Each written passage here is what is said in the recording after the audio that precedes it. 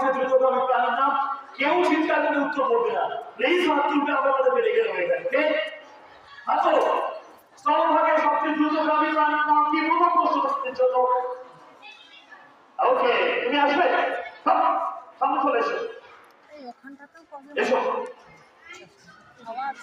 এদিকে এসো। কিরম তোমার?